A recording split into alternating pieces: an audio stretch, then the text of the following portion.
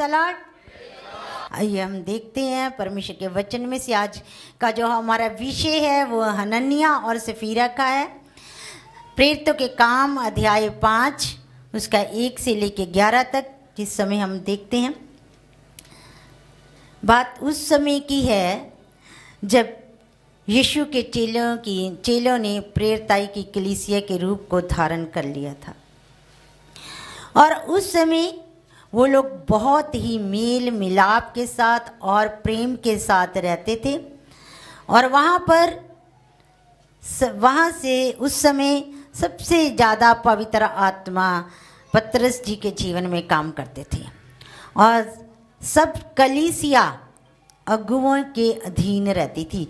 जैसा वो कहते थे वैसा ही होता था। अधीनगी, कलीसिया अगुए के अधीन रहती थी।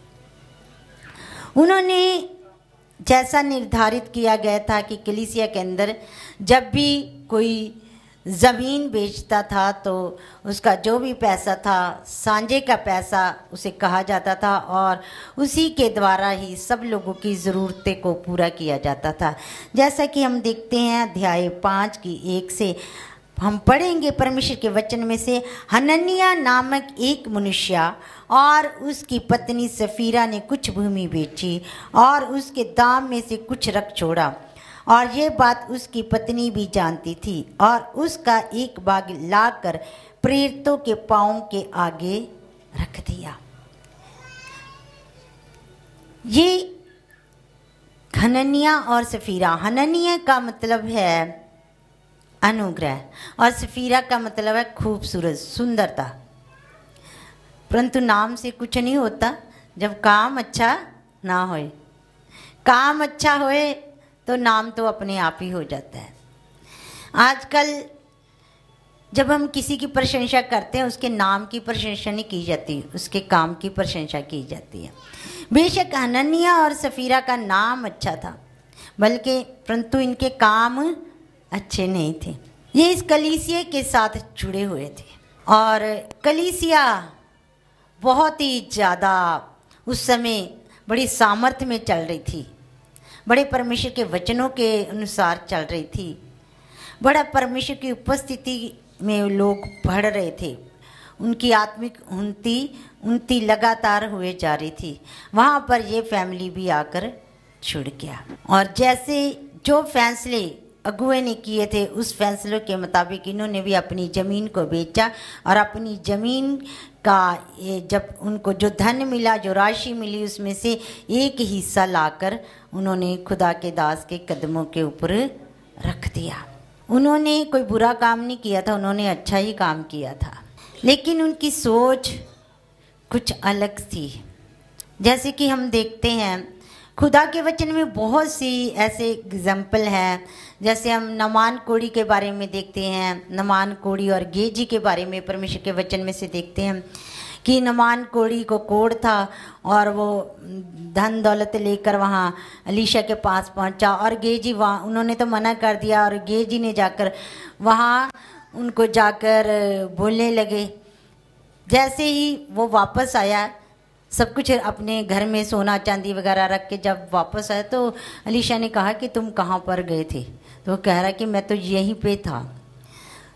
खुदा के दास अलीशा ने कहा कि जो कोढ़ नमान कोड़ी को लगा था वो तुझे और तेरे वंश को लग जाएगा। तो सचमुच ऐसे ही उसी समय जो गेजी था उसको कोढ़ हो गया था। ये इसका कारण क्या था? लालच। क्योंकि वचन में हमने देखते हैं, हम इस फैमिली के बारे में भी देखेंगे। हमने देखा नमान कोड़ी जो आया था, गेजी ने कैसे लालच किया, कैसे उसको उसका दंड भुगतना पड़ा। और यहोशू को परमेश्वर ने बोला था यरीहो को नाश कर दे, पूरे यरीहो को नाश कर दे, पर अकान ने बचा रखा और उसका दंड अकान को भुगतना ही पड़ा।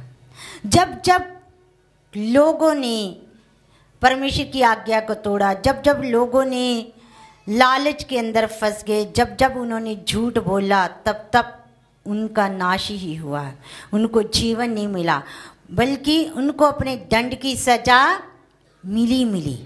हमेशा मिलती रही। इसी तरीके से जब हम आदम और हवा के जीवन में भी दिखते हैं, आदम और हवा को भी परमेश्वर ने एक आज्ञा दी थी, आप सब अच्छे से जानते हैं। और हवा को भी वो फल को देखा, उसने कहा कि देखने में बहुत अच्छा है और खाने में मन भावना होगा, तो उसने भी उस फल को लिया और तोड़ा और खा लिया और खुद भी खाया और आदम को भी खिला दिया। उसके मन में भी लालच आ गया था और परमेश्वर ने उन्हें अदन की वाटिका से बाहर निकाल दिया था। क्या कारण था? लालच। यहूदा के बारे में हम देखते हैं, यहूदा ने 30 सिक्कों के लालच के अंदर एक निर्दोष को पकड़ा दिया। सिर्फ 30 सिक्कों चांदी के सिक्के थे और रिजल्ट क्या मिला, प्रतिफल क्या मिला? उसने आत्महत्या को कर लिया। जब जब भी लोगों ने लालच किया, जब जब लोगों ने झूठ बोला, परमेश्वर ने उन्हें छोड़ा नहीं है। जब जब लोग डिसिप्लिन से बाहर गए, परमेश्वर ने उन्हें छोड़ा नहीं है। अदन की वाटिका में आदम और हवा को सिर्फ इसलिए रखा था कि वहाँ पर वो काम करें, लेकिन उन्होंने लालच किया और परमेश्वर ने अदन की वाटिका से उन्हें बाहर कर दिया। आज संसार के अंदर भी ये अदन की वाटिका ही है। परमेश्वर चाहता है जितने लोग विश्वासी हैं, जो उनके नाम के ऊपर विश्वास करते हैं, वो इस वाटिका के अंदर लगातार काम करें, लगातार परमेश्वर के वचन को फैलाएं, लगातार जाके बताएं कि यीशु ही प्रभु है। देखभाल करें, उनमें से जो ऊंट कटारे हैं, जो इधर उधर का फूस है, उसको निकालें ताकि उनकी ग्रोथ अच्छे से हो सके। पाप को अलग करना है। यदि पाप भी हमारे जीवन में होगा और हम परमेश्वर पर भी विश्वास करेंगे, वचनों पर भी विश्वास करते, तो उसका प्रतिफल कुछ भी नहीं।